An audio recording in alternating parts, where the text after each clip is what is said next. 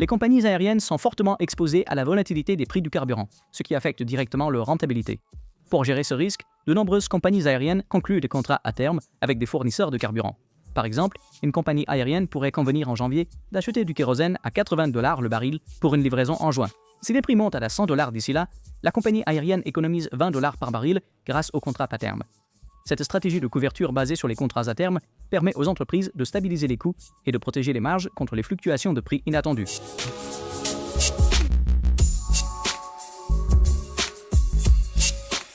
Un contrat à terme est un accord privé entre deux parties pour acheter ou vendre un actif à un prix spécifié à une date future.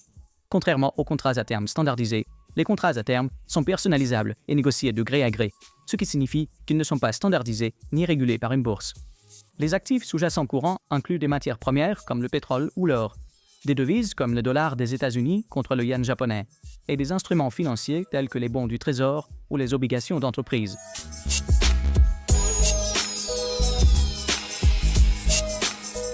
Les contrats à terme offrent un haut degré de personnalisation.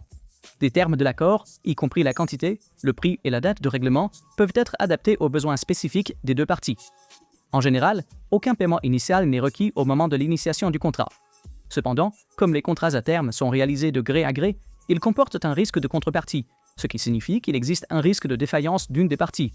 De plus, ces contrats sont non transférables, ce qui les rend spécifiques aux contreparties originales impliquées dans l'accord.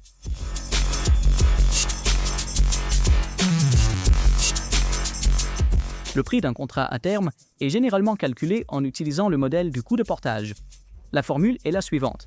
Prix à terme égale au prix au comptant multiplié par 1 plus le taux d'intérêt sans risque élevé à la puissance du temps jusqu'à l'échéance. Cette formule garantit que le prix à terme reflète la valeur temporelle de l'argent ainsi que les coûts de stockage ou de financement associés à l'actif sous-jacent.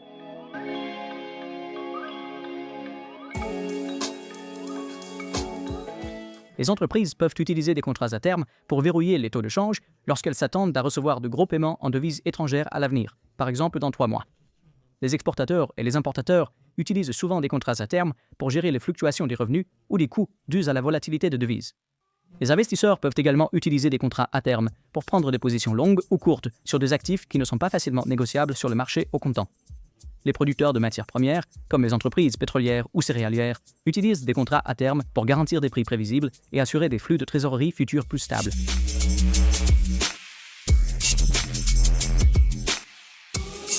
L'un des principaux risques des contrats à terme est le risque de crédit, ou le risque que la contrepartie fasse défaut sur l'accord.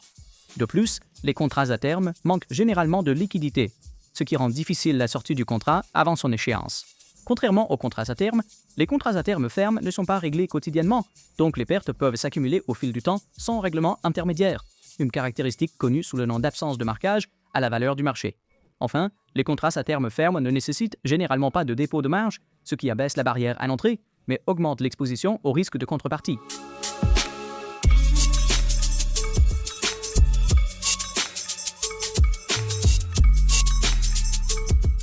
Comprendre ces différences est essentiel lors du choix de l'instrument dérivé approprié pour des fins de couverture ou des stratégies spéculatives.